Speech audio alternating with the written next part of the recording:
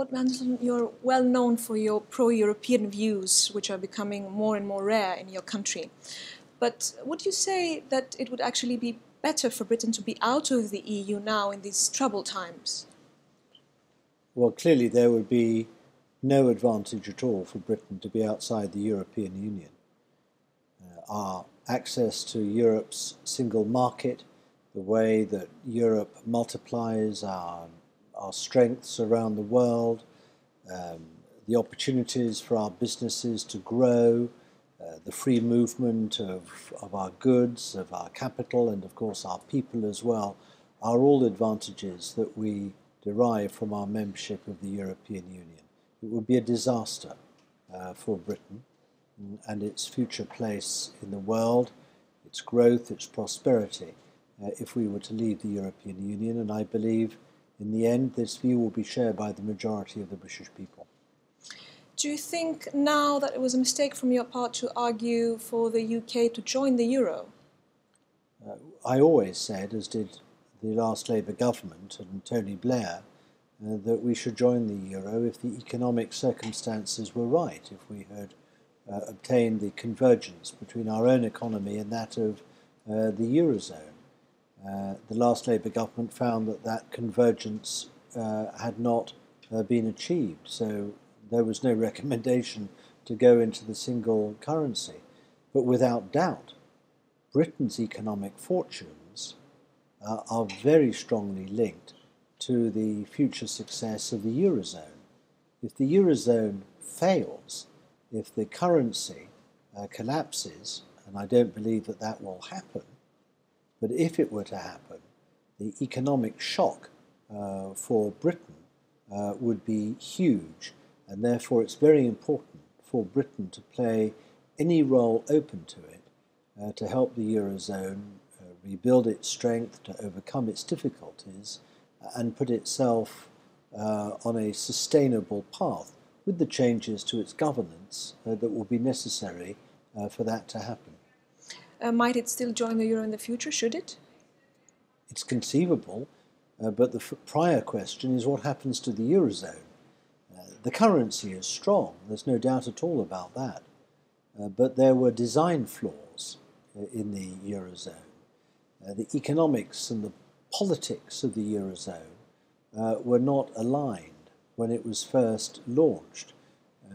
People took, in a sense, a shortcut to the launch of the single currency without creating the instruments and institutions of fiscal coordination, of banking support and union, putting in place the monitoring and surveillance of what was happening in the different eurozone economies, putting in place the necessary emergency and remedial actions that are required should an emergency arise. Now, all this has been put together in an ad hoc way.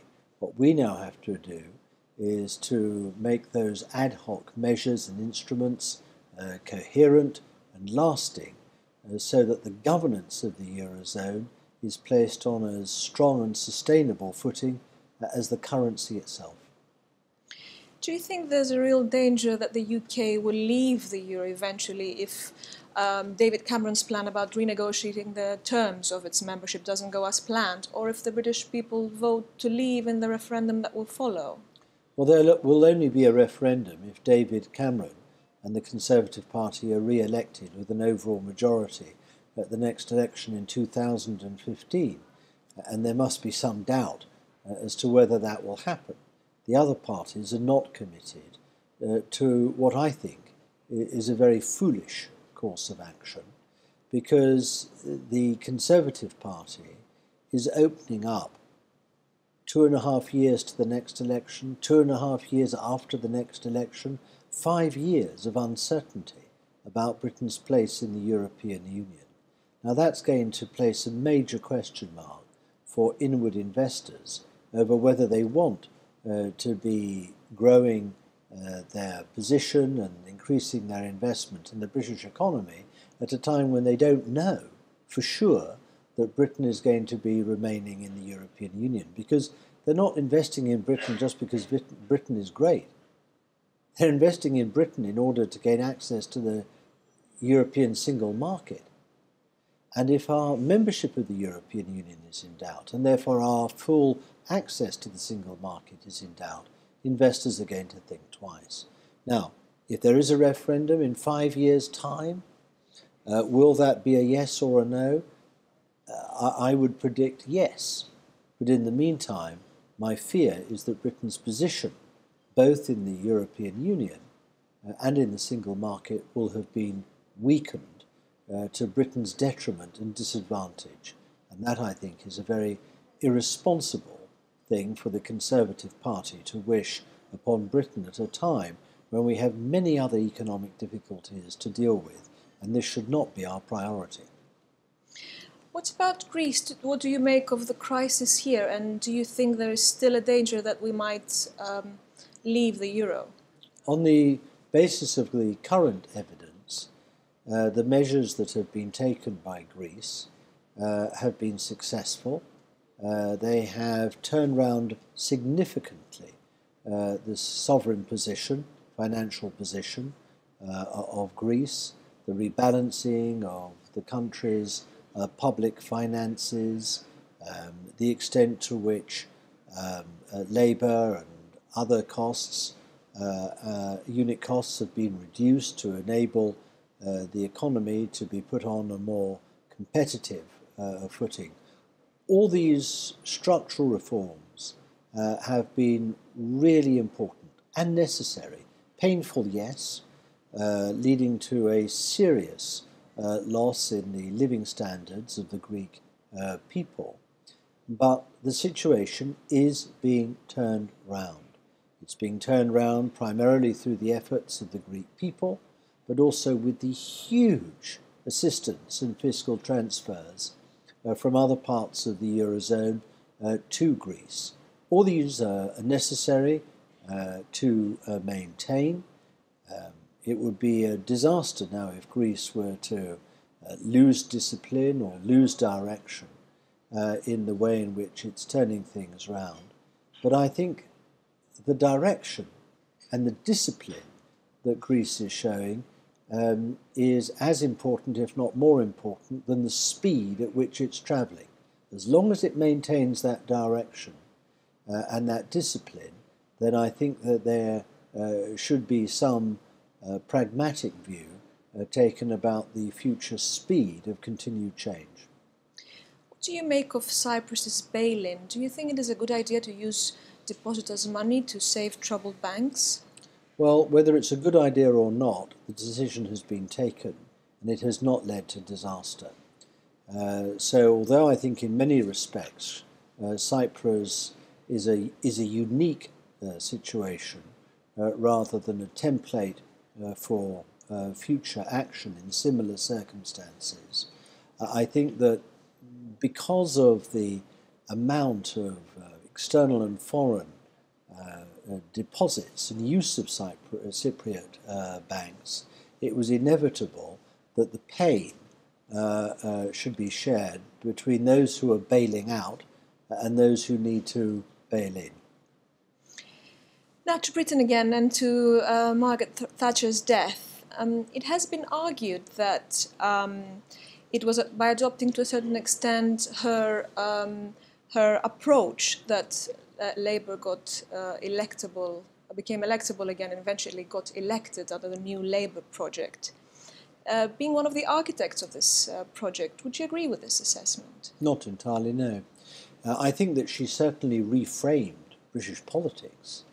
That's certainly true in the 1980s.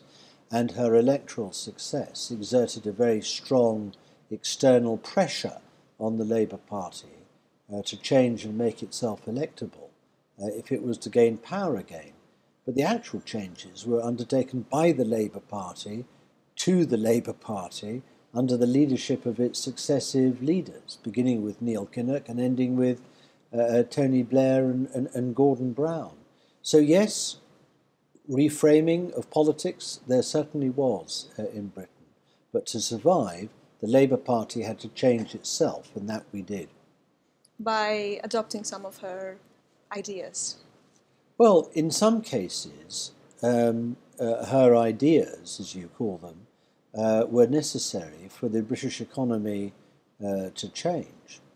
In other respects, her ideas were a disaster for the British economy.